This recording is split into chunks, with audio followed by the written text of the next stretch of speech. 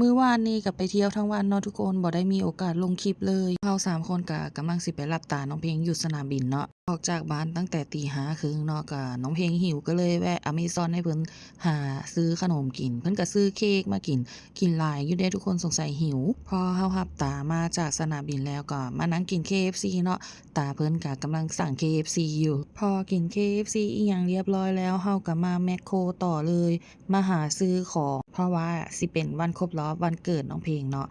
กะว่าสิหาซื้อของไปเฮ็ดแนวกินตอนเช้าแล้วก็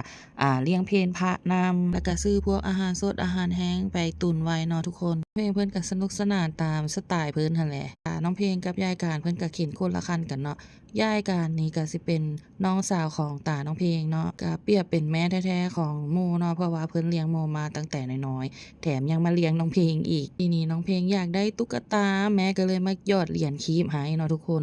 สรุปแล้วก็บ่ได้เด้อน้องเพลงก็อยากกินองุ่นโมก็มาล้างองุ่นให้เพิ่นเนาะอันนี้ก็คิดเงินคิดอีหยังเรียบร้อยแล้วเด้อทุกคนโมล้างองุ่นแล้วน้องเพลงก็ยังอยากได้ตุ๊กตาอีกเนาะทุกคนพี่พนักงานแมคโครน่ารักมากเลยเพิ่นเห็นน้องเพลงอยากได้ตุ๊กตาเพิ่นก็เอาแบงค์20เพิ่นน่ะมาหยอดให้แล้วก็มากดให้แต่ก็บ่ได้คือเก่าแล้วทีนี้น้องเพลงก็ให้ตาเพิ่นมาหยอดมากดให้เนาะ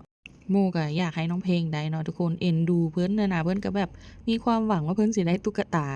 โมคิดว่าตู้แบบสิหันซื้อตุ๊กตาเอาง่ายกว่าเนาะว่าบ่ตาเพิ่นก็ใจจดใจจ่อกับตู้ตุ๊กตาเด้อคนอื่นเพิ่นก็เบิ่งเด้ว่าเพิ่นก็ลุ้นตามว่าอันตาเพิ่นสิได้บ่เบิ่งหน้าน้องเพลงแบบลุ้นสุดๆเลยทุกคนผู้ใดมีเทคนิคดีๆกับตู้คีบตุ๊กตาบอกหน่อยเด้อแล้วรอบนี้คือจั่งสิได้นี่แหละแต่ก็บ่ได้ยายการเพิ่นก็ลุ้นว่าซ่านสรุปแล้วก็บ่ได้ก็บ่ยอดต่อทุกคนเพราะว่าคิดว่าซื้อเอาง่ายกว่านี้เฮาก็มาแวะวัดหายโศกเนาะอยู่อำเภอหนองหานจังหวัดอุดรธานีเป็นวัดที่พระอุโบสถสร้างด้วยหินศิลาแรงแห่งเดียวในภาคอีสานเนาะลักษณะอุโบสถก็สิมีสีสันคล้ายปราสาทเขมรสิใช้เวลาสร้างหลายปีจากการสะสมเงินบริจาควัดนี้ก็สิโดดเด่นเรื่องสถาปัตยกรรมเนาะจากหินศิลาแรงน้องเพลงเพิ่นก็พยายามยอดตู้บริจาคเนาะทุกคนอันนี้พระสงฆ์เพิ่นก็กำลังผูกแขนให้ตาพอทุกคนผูกแขนเรียบร้อยแล้วน้องเพลงกับยายการก็มาแปะทองถึงลูกนิมิตเนาะน้องเพลงเพิ่นก็เอนจอยนะเพิ่นก็มากทำนู้นทำนี้เกี่ยวกับวัดกับว่าจังซี่นะทุกคนเสร็จเรียบร้อยแล้วเฮาก็มาบูชาดอกไม้เนาะเฮาสิไปไหว้พญาครุฑกับท่านท้าวเวสสุวรรณภายในวัดเพิ่นก็สิประดิษฐานองค์พญาครุฑชื่อว่า